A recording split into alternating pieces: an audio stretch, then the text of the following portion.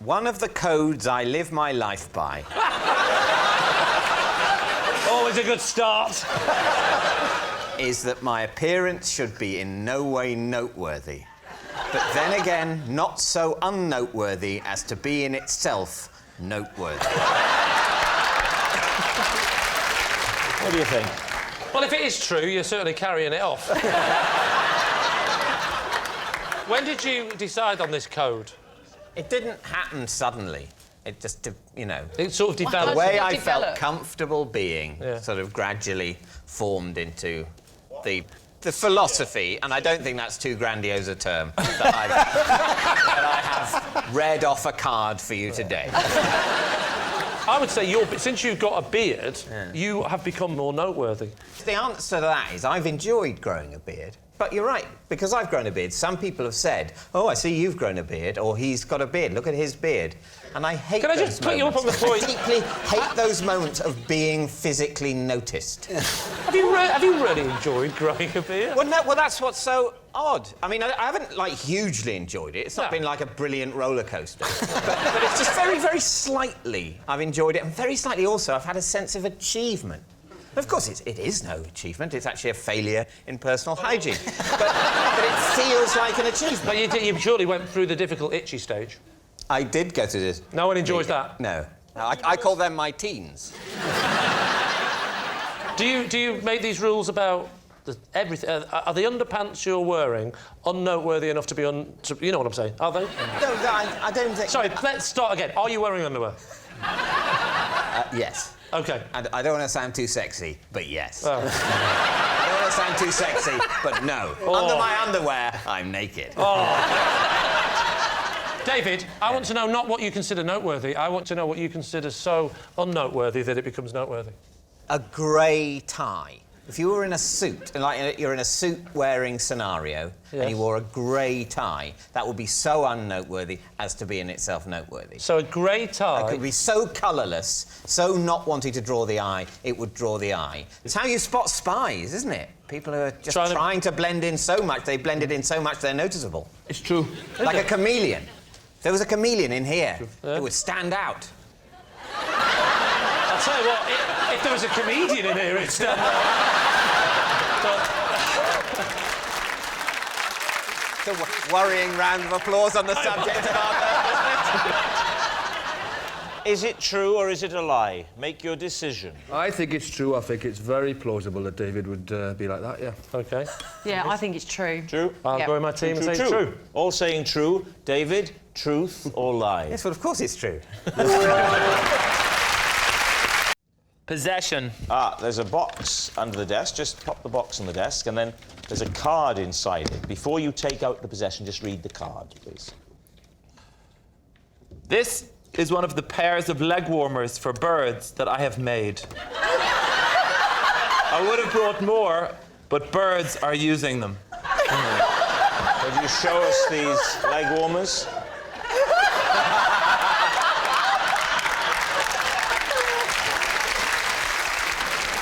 I live beside the canal, and the swans are very unhappy around there.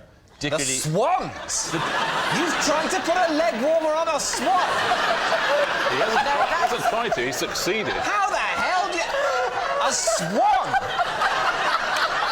So I'm trying to feed it over the webbing, and he doesn't get crushed. It's got a great big beak on us. Everyone knows about this, but if you befriend the swan...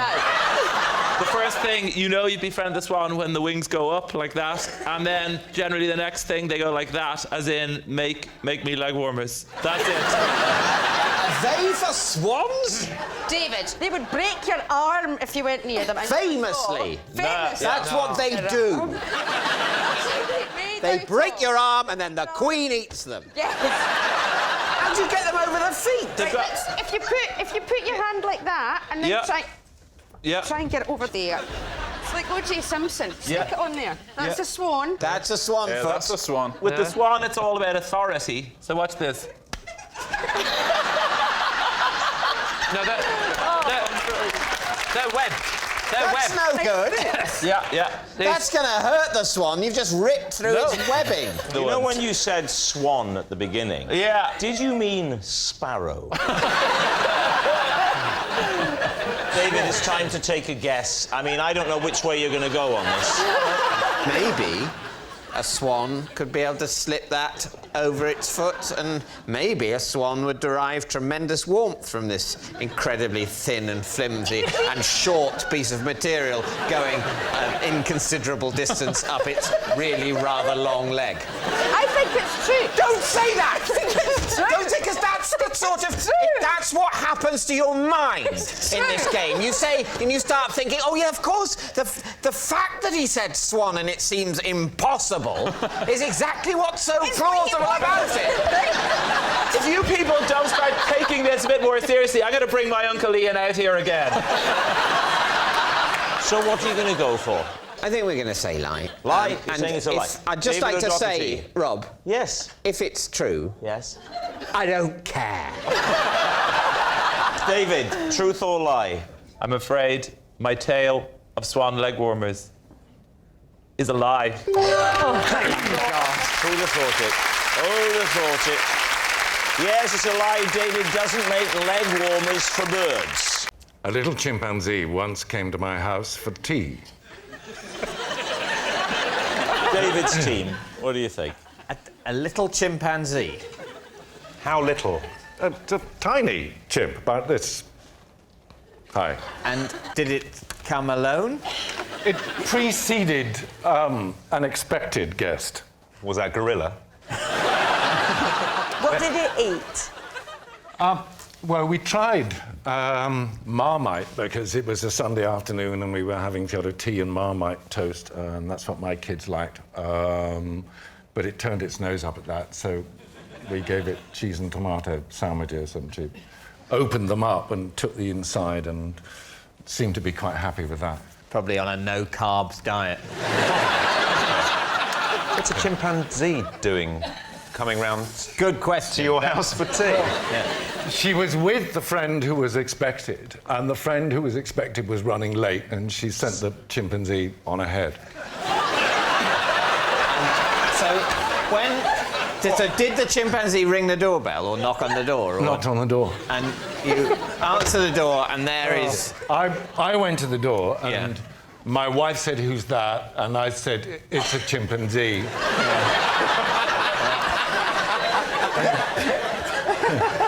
She said, "What does it want?"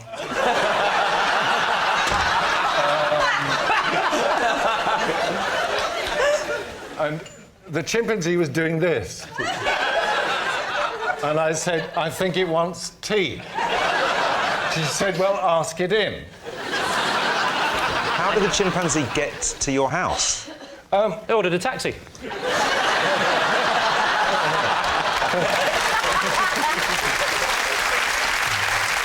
I don't know, I'm not a courageous man. If I was answering the door and I saw a chimpanzee, I wouldn't invite it in for tea. I'd be afraid. I'm not keen on wasps. Really? And they're much, much smaller than chimpanzees. Who was the friend? Was it Michael Jackson? I mean, who were you receiving? It was a lady that I had worked with quite some time before this afternoon. Why did she have a monkey? Because she had very few friends.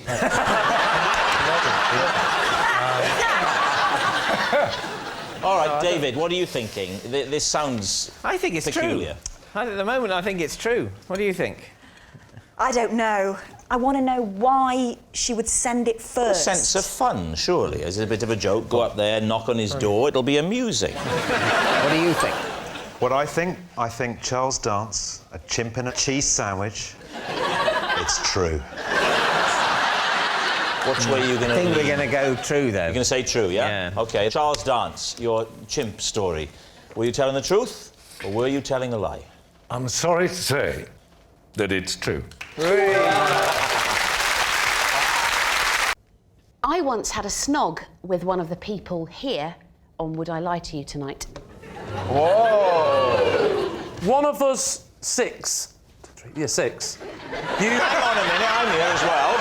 Yes, 6. Yeah, you're Could have one been of the me. She didn't six. snog herself. Oh, that's true. Sorry, that's true.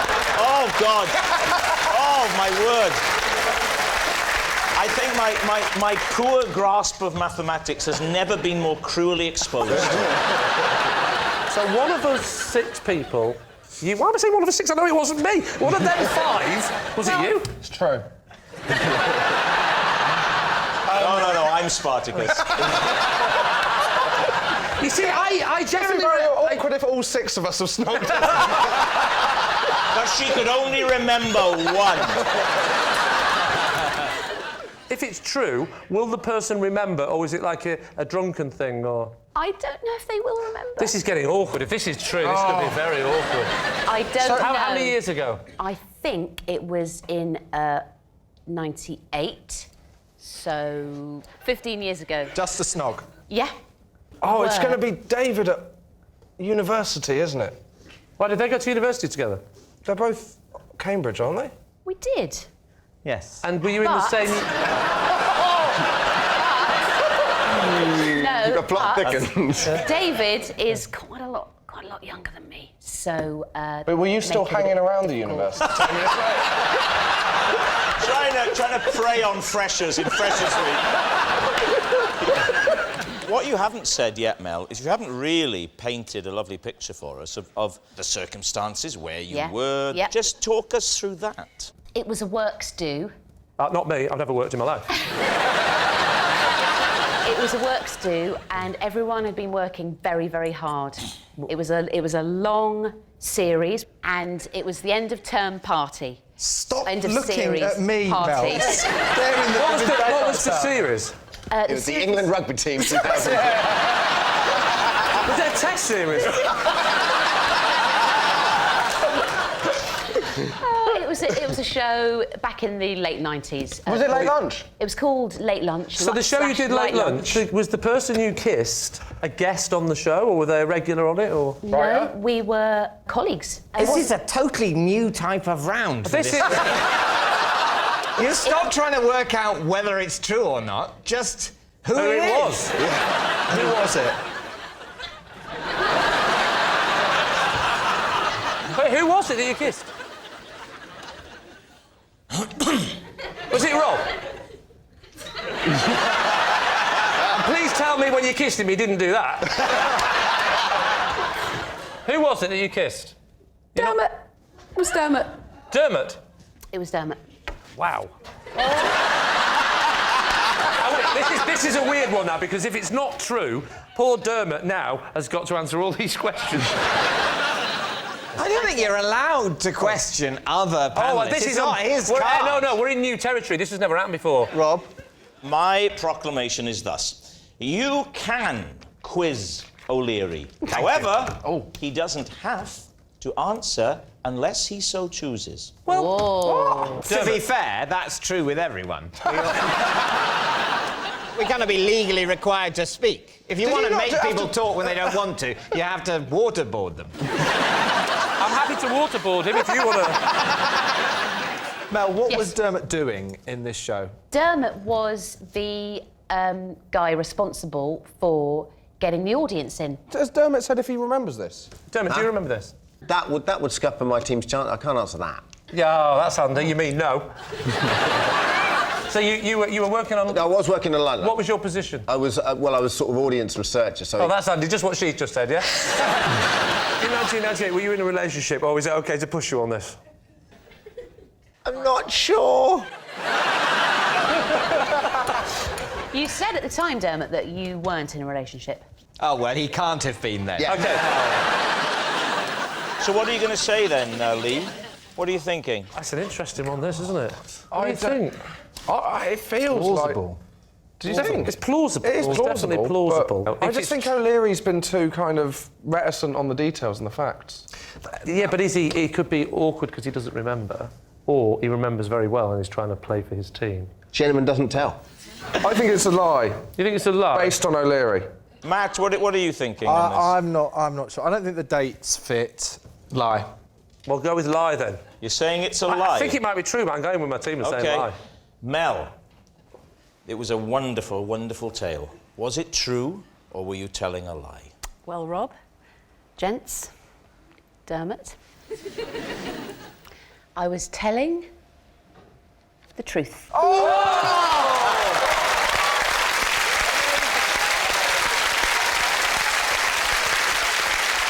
I can smell if there is a dead fly in the room.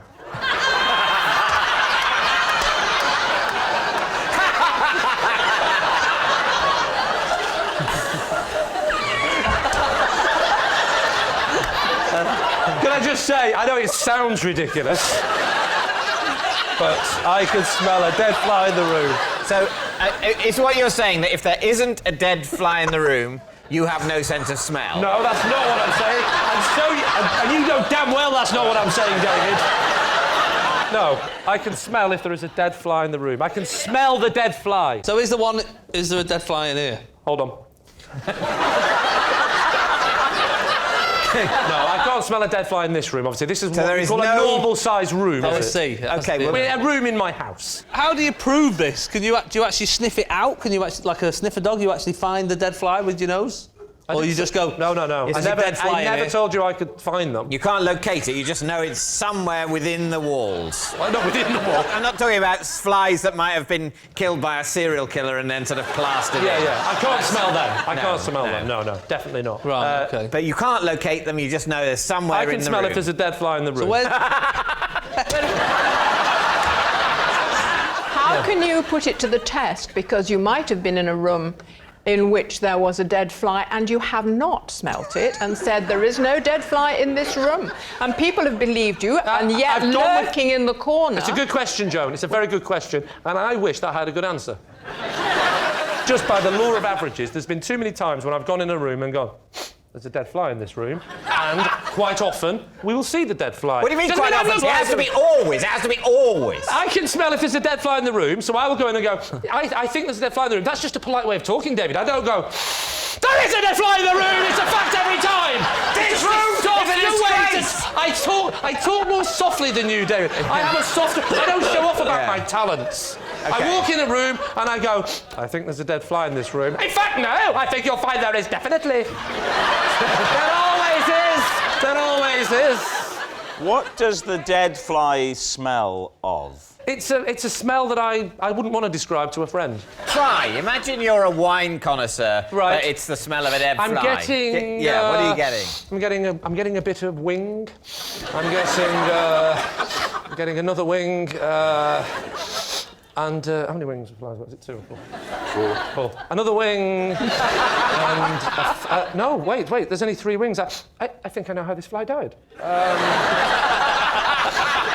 You've not really described the smell there. No, you've described the body parts of a fly while making sniffing noises. Well, I can't. You know, I'm a professional. You're an amateur. I'm trying to say it in layman's terms. Well, earlier on, I was. I came to see you in your dressing room to say hello, and I had a little look in the window, and only now I'm thinking there was a dead fly in there, and you never mentioned it. Before you came, and I went, smell of fly.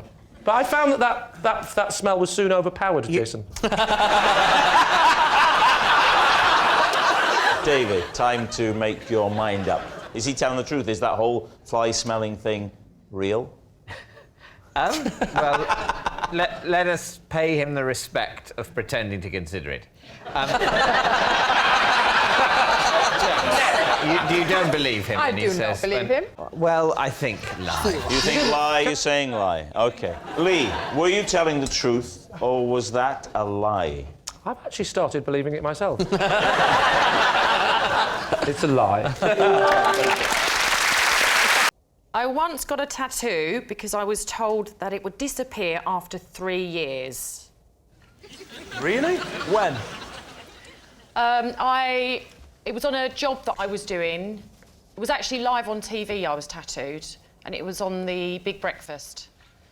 And who had told you that they disappear after 3 years? Johnny Vaughan. Yeah. So, had you not previously heard of tattoos? No, it was a new... They were a German company, and they came on the show, and they claimed that they had this new ink that would fade after 3 years. And they did it live on the Big Breakfast? Yeah. So can we see it? No, because it's in a place where I don't really want to get it out. What do you mean? What part of the body? Where is it, then? It's just at the top of my bottom. What is it, Denise? What I had was Barbara Windsor was on the show, and you know she used to say, "Oh, because I love Carry On Camping," and you know she used to say, "Well, you are saucy," so I wanted to have saucy tattooed across there. I've got a potato tattoo on my back. Potato. Please won't show you. I don't mind if I get mine out. I might have to undo a button first. Yeah, undo a button. I'll sort it out, don't worry. All right. What I'm doing is I'm doing this, but I'm imagining my face has swiveled that way. Right. That I can confirm that is a potato. Are you sure that's a potato? Yeah. What? Why have you got that? Rod, if I were you, I'd have that checked out. Has it changed shape in the last few years? Used to be a chip on his shoulder. There it is. Beautiful. Do you know what? It was worth it just for that. So, Denise, you've already said, if this is true, that we can't see it. Well, I don't mind showing you. Oh. Maybe later. Have you taken legal action against the people who promised you that it would be there for just 3 years? No, because I don't know who they are. They didn't leave any forwarding details for me to get in touch in 3 years. German men turned up on the big breakfast. But it was the big breakfast. Yeah, we would like to maybe tattoo you in a secret place. And do you want to ask any questions? So, David, what are you going to say? Is this the truth, or has she made this all up? I believe that you might have had a tattoo on television. What I can't believe is that you'd think that a tattoo wouldn't last forever. That I think you'd go, well, But fine, she'd I'll have a been told tattoo. by Germans that it would go. Yeah, the two greatest authorities, Germans and Johnny Vaughan. Yeah. What do you think, Darren? No, there's certainly an emotional context in which this could have happened. I don't think anyone's mad enough to have fallen for that. It's a big risk on live television to tattoo someone and then say, "Oh, don't worry, it'll go fade, in 3 it'll be all gone. Make a decision. We think What's it's it a gonna be? lie, then. We think it's a lie. You think it's a lie? Yeah. All right. Yeah. Denise Van Outen, were you telling the truth then, or were you telling a lie? True. Yeah, it's true. Denise did get a tattoo because she was told it would disappear after 3 years. Now, you did say that I was the only one. Only you. Only me. Where will I see it? Where will we? Look how away. will we do No, seriously.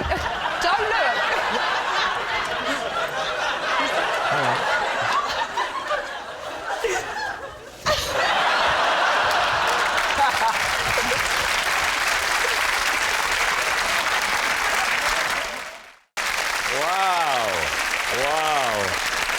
Yes, it's true.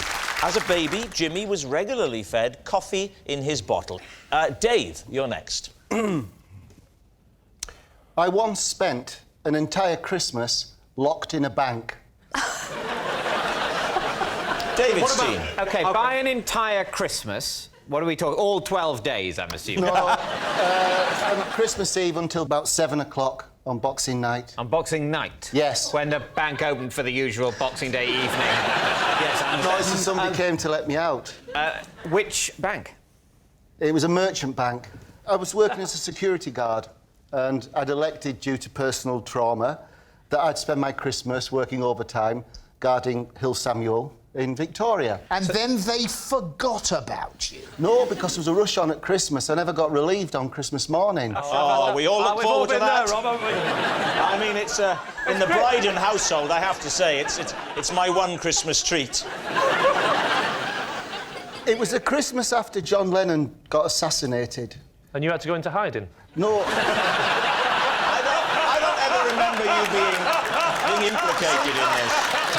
But you see, I was living with a girl in Streatham. Yeah, Yoko. No. And we split up because she was seeing somebody else. John Lennon. So I needed to get a job. Yeah. And, you know, I wanted to be a bit of a martyr. So I said I'd work the Christmas shift as a security guard. Like many of the great martyrs through history.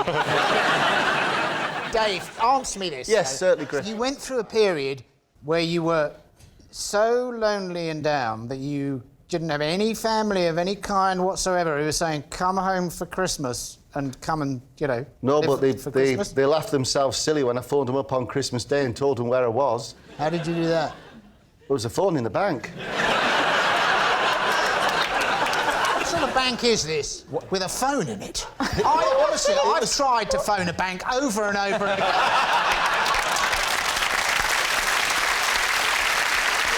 So there's a phone in the bank? Yes. Why did you only use it to phone your family and not to phone someone who could have released you from the bank? I kept phoning. It was a firm in Croydon that had employed me. And I kept phoning them, and they said they had nobody in to hold on. So I held on right through, 4 shifts. And you accepted that? I had no choice. I was locked in the bank. So I couldn't get out. When you're guarding a bank, they lock you in. They don't lock you in, surely. In the bank? Well, they wouldn't give me the keys. I was only 22. So that's how a merchant bank ensures its security over Christmas. It locks a 22-year-old in there. And they go, it's all right, if anyone breaks in, the 22-year-old will handle it. No, but I had a phone. You see, I could have What were you phoned for the supposed to police. do if the burglars all come in? You ring Croydon, they say, we'll have someone there in the next 36 hours. Well, how did you actually celebrate Christmas? I mean, what did you do to mark it? I did. Before I went to work, I did take myself a small capon. I stuffed it, little sausages and everything, and I put it by me, away. And I looked forward to it. And when I got back on Boxing Night, the cat had me cape on because I forgot to put it away. The cat was wearing your cape? No, a capon is like a type of chicken. Oh, sorry. I didn't even have a Christmas dinner. The cat wasn't wearing the apron. He said... The cat's there taking over, doing a fry and going, well, he's gone, I'm about to look after himself. No. He clearly said... Like a big chicken. No, he clearly said, I came back and the cat had me cape on. So, David, what are you thinking? There is only one person who can answer this question here in this room. So we're going to have to turn to you, Jimmy. I wouldn't have thought there were many merchant banks in Victoria. I don't really know much about banks in Victoria. If it was in Jersey, I'm your man. So is it the truth? I think true. Do you? I like the detail, the cat, the capon. I love the story. I'd like to buy the rights. We think it's true? True, we think You it's all true. think it's true? True, Okay. absolutely true. Dave, truth or lie? Sadly, it's true.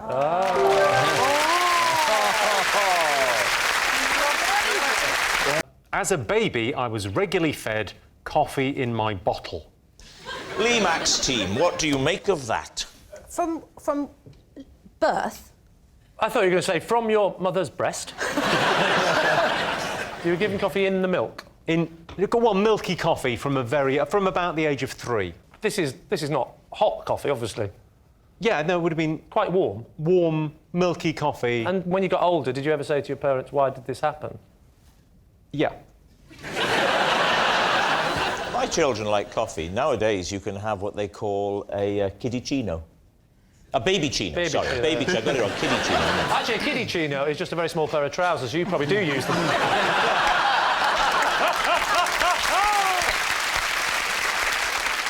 If they were putting coffee in your milk... No, they weren't putting coffee in my milk. I was having coffee. Slightly milky coffee. Okay. Well, that is the same as putting coffee in milk. That's the very definition of milky coffee. Between putting coffee in milk and putting milk in coffee. What is the distinction? Well, it's like the distinction between having a glass of water and going swimming. In the one case, you're putting water in yourself, and in the other case, you're putting yourself in water. Did they give you other sort of more adult foodstuffs at a very young age? I think I was allowed a modicum of booze as a child. Oh, were you? At what age were you allowed booze? Like as a baby. That was to offset the coffee buzz. Yeah. Lee, what were you given as a child? Evo stick. That's glue. Yeah, but that was to stop me getting out the cop. David, as a small child, what were they bringing you in your quarters? Just a port and a cigar. You took the words out of my self-parodic mouth. No, the blood of a pheasant. Did you say pheasant or peasant? Lee, what are you thinking? Is there any truth in this? Which way are you leaning? I don't know. What do you think, guys? I think we're skirting on the edge of giving out really bad childcare advice. That is true, but I can't help thinking that any parent that's looking at Jimmy and thinking, I want to raise a child like that anyway, is a dodgy parent in the first place. You know what I mean? I think it's nonsense. I think it's nonsense. Nonsense, OK.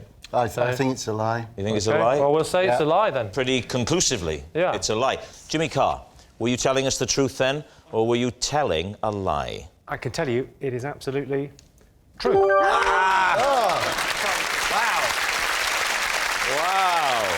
Wow. Yes, it's true. As a baby, Jimmy was regularly fed coffee in his bottle. When I got my first car, my friend and I would pretend to be cops, park up, eat burgers and tail cars we'd picked out of the traffic. David's team. How old were you at the time? Well, I would have just passed my test, so 17. What was your first car? It was a Mini.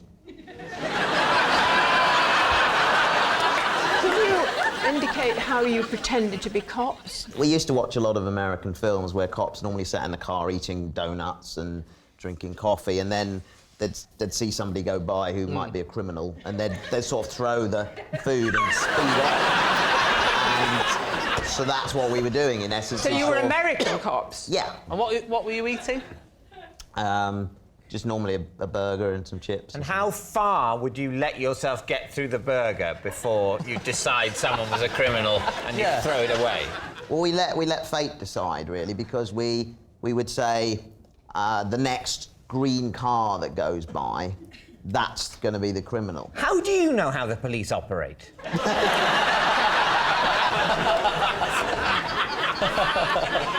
What happened when you caught up with them? Well, we also set a rule that we would follow them all the way to where they were going. Oh. It's starting to sound a bit sinister. This has changed now. And when they arrived, then we would just carry on. We wouldn't confront them or anything. And how far was the furthest you went in pursuit? Bulgaria. That was a really crap weekend, wasn't it? When are they going to stop? The bloke in the front is going, don't stop, there's a bloke following us. I don't know, Bulgaria, just keep going. How far was the furthest you went? Like more than a mile, 2 miles? Oh, more than that, but we'd never go out of the county. We lived in Surrey. Because you had no jurisdiction.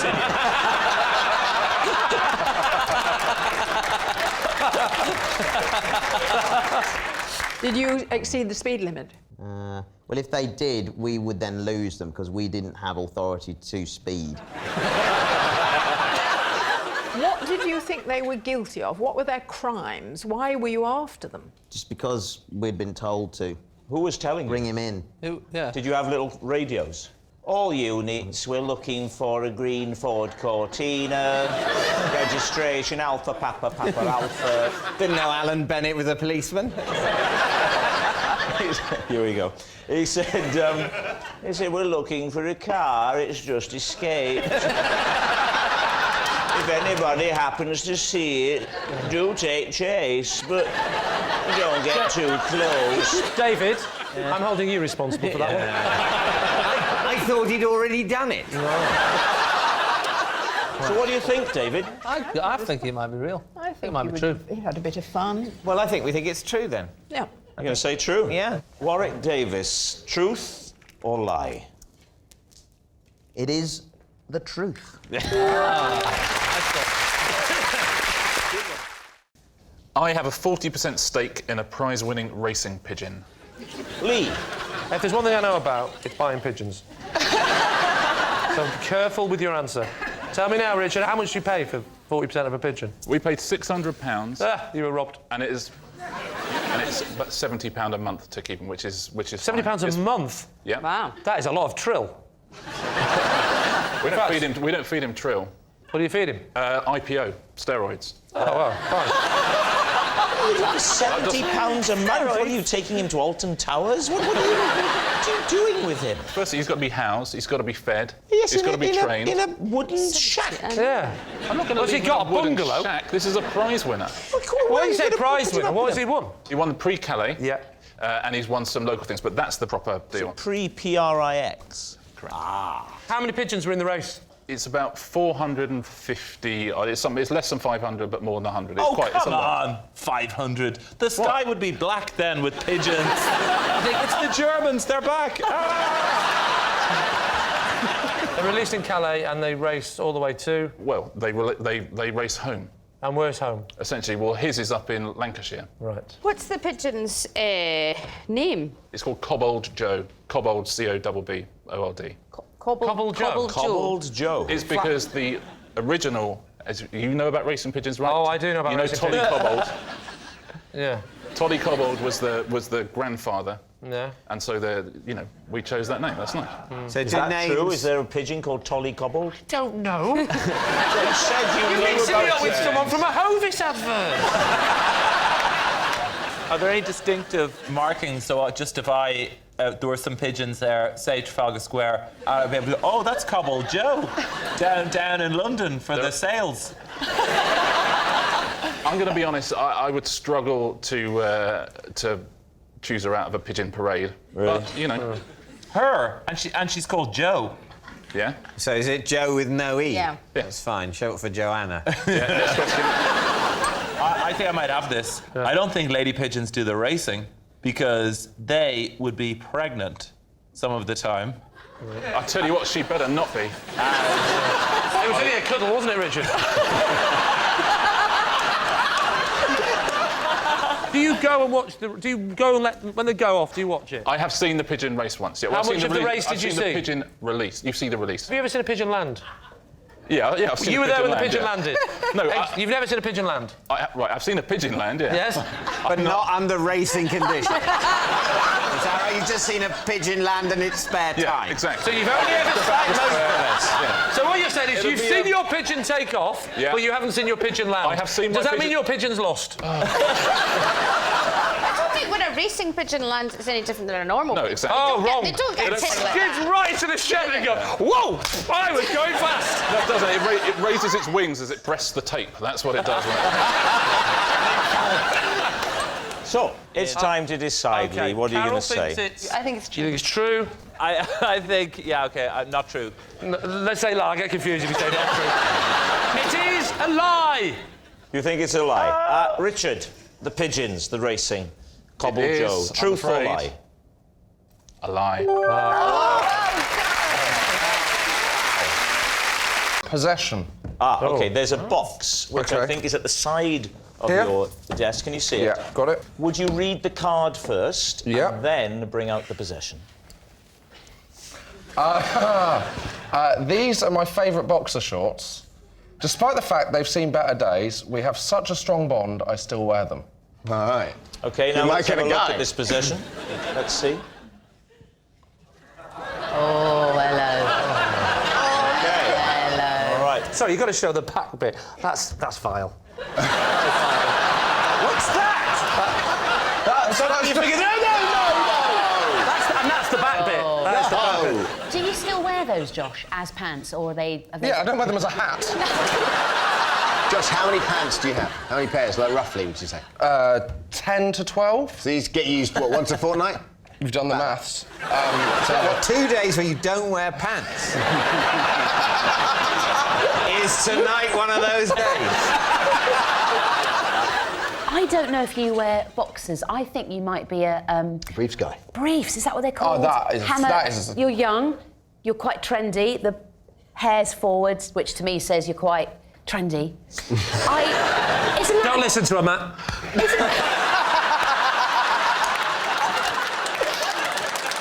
Josh, if I was your girlfriend, I would want to dust with those. I wouldn't want to see them on you. Can I ask you something? How long have you had them for? I would have probably got them when I was about 18, so that was 12 years. Explain the bond you have with these pants. Why? Yeah. It's what nothing have you been through with personal. them? They haven't got any specific memory, but I just don't like wastage, really. And they're still perfectly usable. No, they're not. The frightening thing is, if they're not Josh's pants, Yeah. whose pants are they? Well, Josh, would you help us out here by perhaps just slipping into them so we could get an idea of the fit? Yeah, I would. Get them on, get them on, get them on. is what women chant at me in bed. Josh, maybe round here somewhere would be nice. Here? That's going to be a good spot. Yeah, I mean, obviously, I'll take my shoes off. You see, look, he doesn't seem I okay don't with think the the mapping of them. It's not like you get familiar with pants and it becomes a second nature. He's not at ease with those This is pants. genuinely one of the lowest moments of my life, by the way. Just so you know. If I had a penny for every time someone said that on this show. So, oh my God. I suppose all you can do now is pray that it's edited sympathetically. Which, in all honesty, is unlikely. Josh, my love, that waistband is a good 2 inches too Well, big it's, for you. if you feel Isn't the it? elastic, Mel. Come on. Mel, you don't have to touch anything Come you don't on. want to. If you feel the elastic, then Yes, it's ma'am. kind of gone a bit. Right, I'm going to do something slightly sinister. I've been dreaming of this since late lunch. I'm not going to lie to you. Come closer, love, come closer. Yeah, there's a whole finger. That's a whole... That's not a finger. All right, just take your shoes and please go back to your seat. I feel like I've been thrown out of a pod. Take your shoes and go. David, it's time to gather your thoughts and ask yourself whether or not Josh is telling the truth. I think, Mel... Yes, my love. You're strongly of the opinion that those are not Josh's pants. He did not seem at ease when he was touching... He was intimidated by the pants. He was intimidated. Yeah. He was. I agree with you that there's a stylistic clash between Josh and those pants. I'm not buying it. There's no anecdote. There's no, oh, I kept these when so-and-so broke up with me. If you're going to keep a pair of pants that long, you've got to be through some good times and, by the looks of it, some bad times. So, what are you thinking then? Well, I think we think it's a lie. All of you, all agreed. OK. Yeah. Agreed. Josh Widdicombe, the pants. Can I just say, either way, I am going to give them to Mel so she can dust with them from now on. Thank you. Well, that's lovely. That's heartwarming. Thanks, Josh. Is it the truth, or were you telling a lie? I am ashamed to say it's the truth. When I'm stressed, I often take a water-free bath. Water-free baths, Lee and his team. Do you get undressed? No. Do you just sit in the bath? Well, I lie in the bath. Oh, of course, because you want to get the imaginary water all over your body, don't you? Do you imagine there's water in the bath, or does your mind accept it's not there? No, you know it's not there. I'm not an idiot. I know it's not there. Do you have a hovering dock? How long do you spend in this position? Well, it depends on how stressed I am. If I'm very stressed, I'll be in there a long time. If I'm only a little bit stressed, I'll pop in and I'll pop out again. But what's the benefits? Well, I don't see what is stress relieving. Well, a bath is stress relieving, isn't it?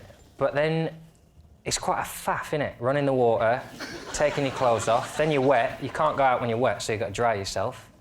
Then you've got to put your clothes back on. Well, if you just get in without all that faff, you get all the joy of a bath and none of the fuss. You're from the north. I bet you've got just an imaginary flannel. You said that like you're not from the north. I'm not. If you say that, I've completely converted now. Have you told your accent? Are you always alone?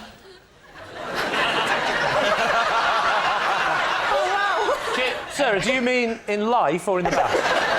Whichever one he wants to answer. You always should be in the bath alone. I think we'll all agree. John, do you do any, like, bath-related things when you're in the non-bath, or do you just shut your eyes and lie there? Sometimes I'll put my dressing gown on over me, or a big towel. Over your clothes? Over your clothes? Over me. I'll get into the bath. Oh, in the bath. Oh, right. Now suddenly got a bit more disturbing. It's a cat. It's stress relief, isn't it? I don't just sit there, like, in the bath, like, you know, I don't smoke. But... You can have an imaginary cigarette if you're having an imaginary bath. It's fine. So what are you thinking, Lee? Does this smack of the truth? What do we think, David? I think it's total nonsense. Do you? Yeah. Putting the thing over your head, I think it would add to the stress as opposed to relieving it. I'm going for a lie. You're going for a lie? I'm going for a lie. Going for a lie in his bath, fully clothed. Actually, come to think, a fart's not going to be half the fun in this non-bath, is it? So we're going to say lie? Lie. My team say lie, so I have to go with them and say lie. You're all saying it's a lie. OK. John Richardson, were you just telling us the truth, or were you telling a lie? It was, sadly, true. Oh, no. I have 5 chickens, all named after my favourite newsreaders. Oh, well, there we are. Right, Lee's team, what do you think? What are their names? Their names are Anna Ford, Yeah. Jan Leeming, Another newsreader. Selina Scott, Newsreader. 2 Scottish ones, Viv Lumsden Viv and Lum, Mary yeah. Marquis. They were very well-known newsreaders in Scotland. What, specifically for Scottish news? There is Scottish news, yes. You didn't mention Angela Rippon, did you? Angela Rippon died. Not the newsreader, the chicken. Actually, it was Moira Stewart that died. Oh, not Moira. This is chickeny Moira Stewart that's passed away. Chickeny In case Moira any Stewart. viewers are Yes. upset, newsy Moira Stewart is as fit as she's ever been. Well, in that as long way, as she I can... don't Can I just ask, is that a joke about Moira Stewart, or did you really have a chicken called Moira Stewart that died? I really... It's just the way you're looking at me is putting me off. I really had a... I have to say, this Kirsty... is not the first time a woman has said that to me. What breed of chicken are they? They are Burford Browns and Cotswold leg bars. Right, do you know enough about chickens? Are they real chickens, then? Yeah, those are real chickens. How do you know so much about chicken? You seem to know a lot. Well, I know that... well, in Waitrose... I thought for a minute then you were some sort of farming expert. It turns out you're just very middle class. Exactly. And they've got those Cotswold leggy ones, I've noticed, the eggs. Can I ask why you didn't have any male newsreaders? Well, because we actually... Well, I'm going to have to say it now. We didn't want a cock. Is it me or is it getting hot in here? When you say they are your favourite newsreaders, how Can I just say, of all the people we've had on the show, you're the most it sounds like you're actually interrogating. Well, how do you rate newsreaders? That's the thing I want to understand. Well, if you've been in the newsreading game as I have, Henning, it's a bit like I'm sure when you watch stand-ups, you think, well, they're good, they're not so good. They're I hate a lot of them. Right. So why was that one Selina Scott and not that one? Well, funny you should ask that. Selina Scott, particularly beautiful, with sort of blondish feathers. So Jan Leeming, then, what were her markings? Well, The chicken, not Yes. Jan Leeming. Well, she's a rather dignified bird, and she's a very good layer. Again, are we... You asked for it.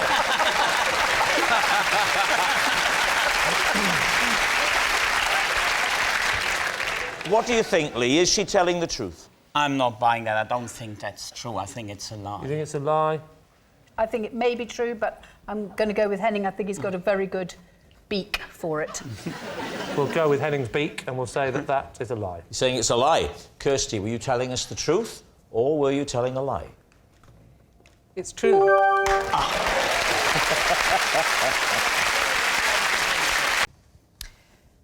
I once got stuck in a cave for an hour after getting the hood of my cagoule caught on a stalactite in a way I couldn't untwizzle. Right, caves and stalactites. Lee, Max team. Well, the bit that we definitely believe about that story is cagoule. Cagoule. Yeah. We're not doubting cagoule. Oh, yeah. Yeah. And when in the last 3 weeks did this happen? This happened when I was a boy, a child, a human boy child. Boy child. What cave was it? It was somewhere in France. Ah, holiday? Yes. Deliberate ploy by parents to get rid of you? Give him the baggy cagoule and find a stalactite and then run. You were in there for an hour?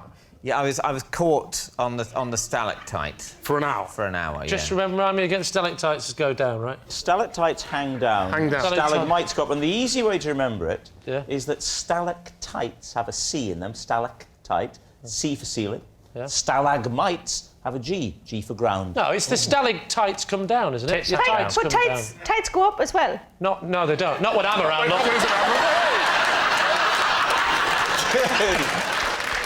How did you eventually escape?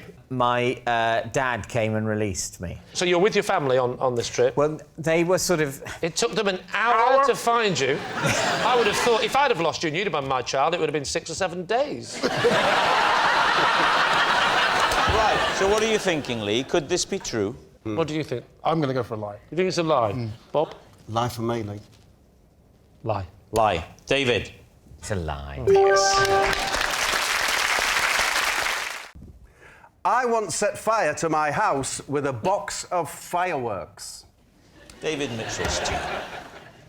Was this on purpose? It was done out of ignorance. What age were you? I was somewhere around about 7. I want to know where you grew up, where a 7-year-old can buy a box of fireworks. I bought them in the shop near where I lived in Middlesbrough. It was a box for 2 and 6 of standard fireworks. That was the brand. Standard brand. That sounds exciting. Standard fireworks. Yeah. A normal level of excitement will be endangered. For a bonfire night, you will forget. But it says standard, but then it's... Well, that is standard for a firework. Yeah. So you're in your home, and you're 7 or 8 years old. I'm 7 and I'm on my own, yeah. On your own? Yeah, and What happens? on one of the fireworks, I think it was the sparklers, it said, not suitable for indoor use. Which, at that age, makes you think, that means they're OK. Could you just not read the word not when you were being... Did you think not was the brand? You go, oh, lovely. I love that not brand food. It's not for human consumption. You know that logic that says, well, people have obviously tried them indoors. I've discovered they're not suitable. Yeah. So therefore, I won't use them indoors because I want to live. If you look at a big firework, it won't say not suitable for indoors. It's obvious. Yeah. Right. But on the sparklers, they chose to put it on. So what happened? I lit the sparkler. The sparks went into the box of fireworks, a standard box, and set them off. And I carried the box of fireworks, now beginning to light, into the kitchen, and I threw them into the kitchen. I thought it would be more suitable. I think you're right. The kitchen, of all the rooms, is the most suitable for fireworks, isn't it? Because of the oven, the gas, the stove. There is fire naturally in the kitchen. Yeah, there's a lot of... And there's more... It's more wipe down. Yes. Less cloth. So what happened then? They went off in the What was the sound like? Was it bing, wee? No, these were only standard. And, you know, I remember, as I'm sat here now, wiping the scorch marks off the floor and thinking that my mum's going to kill me. Yeah. And so I'm going to be in big trouble. Then I went back into the living room. Unbeknownst to me, I dropped one. And the living room was completely engulfed in flames. It sounds to me that if you're on your own at home at 7, your mum's pretty laid back anyway. She said, son, will you sit here and look after these fireworks? Whilst I go out to the bingo. So, you lit the sparkler. A spark went into the standard box. Yes. The box starts to go... You go, uh-oh, I must get them into the most suitable room for fireworks. Yes. The kitchen. No need to go beyond the kitchen to the outdoors. Yeah. Mum said don't go out.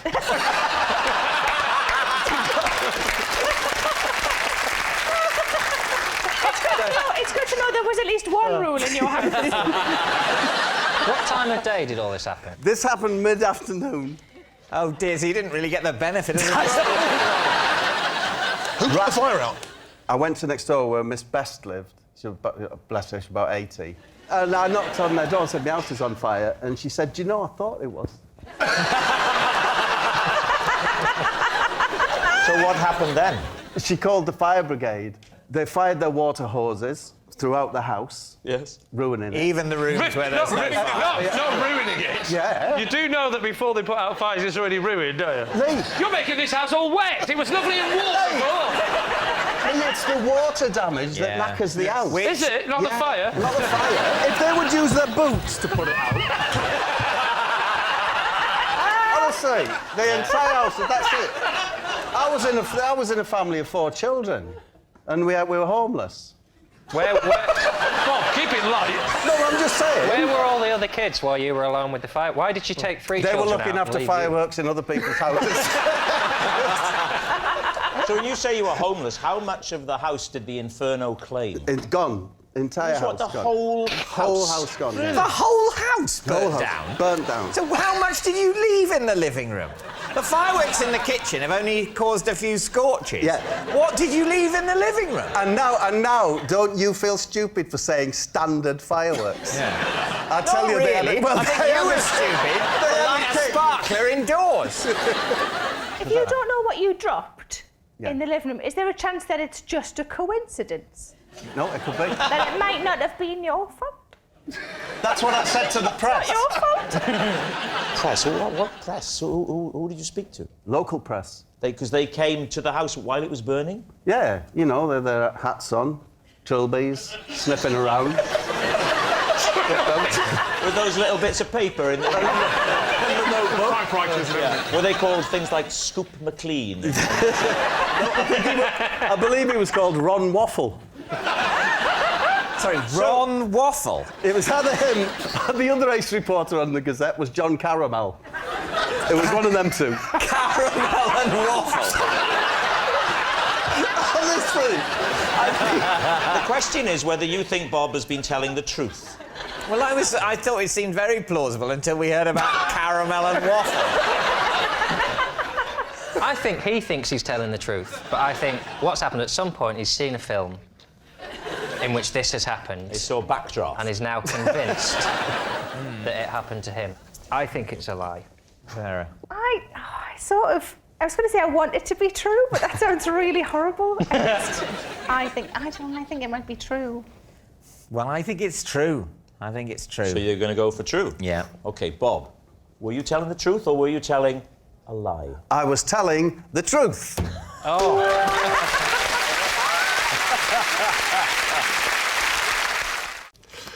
Whenever I answer the house phone and it's someone I don't wish to speak to, I take a message and pretend I am my fictional handyman, Sean. David. So do you answer in Sean's voice all the time? So that in case it's someone you don't want to speak to? I leave a pause and wait for the person on the other end to say hello. You answer the phone with silence? And I can usually tell by the hello whether it's somebody I wish to speak to. And if I'm not in the mood to speak to anybody, you know, I say, no, I'm sorry, Charles isn't home now. Try calling back later, you know. What part of Scotland is Sean from? It's from the west side of Belfast. But Charles, if you don't want to speak to anyone at all, why pick up the phone? Well, it's a kind of obsessive thing, you know, it's the insecurity that actors have, you know, you think, oh my God, might be a job, you know, I just... Well, let's give it a try. I'll ring you, OK? Yeah. OK. Has he not bought a telephone since 1983? Hello? Hello? Charles? Hello? Hey, no, this is not Charles. Charles isn't home now at the moment, but if you'd like to leave your number, I'll get him to call you back when he's back, yeah? Charles, are you ill?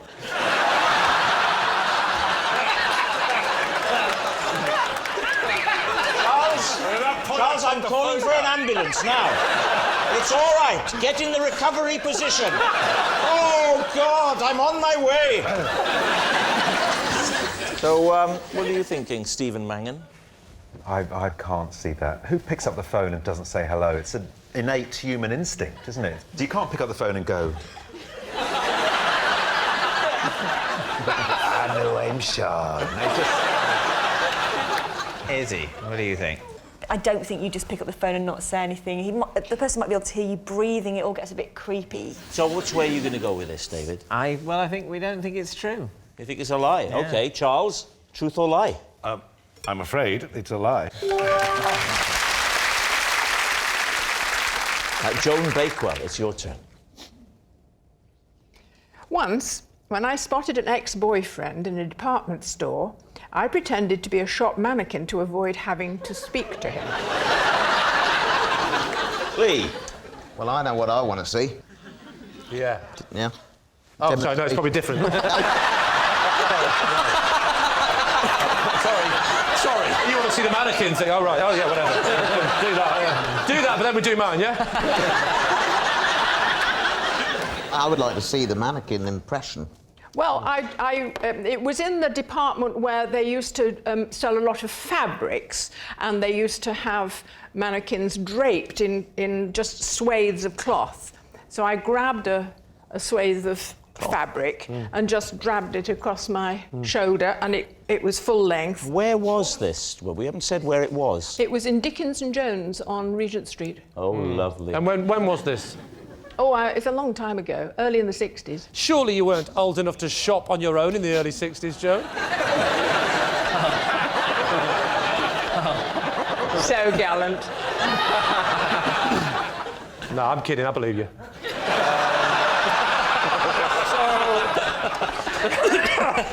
I've said sorry to mannequins before now in the department stores. I've done that. But what were you doing to them? What do you think, Lee? Is it the truth? Warren, what do you think? Do you think there's... I think she's telling the truth. Really? Do you think... The thing for me is, if you're within 6 or 8 foot of an X and you don't recognise it because you're static, it just seems... I wouldn't know. I've never been allowed within 8 feet of my own.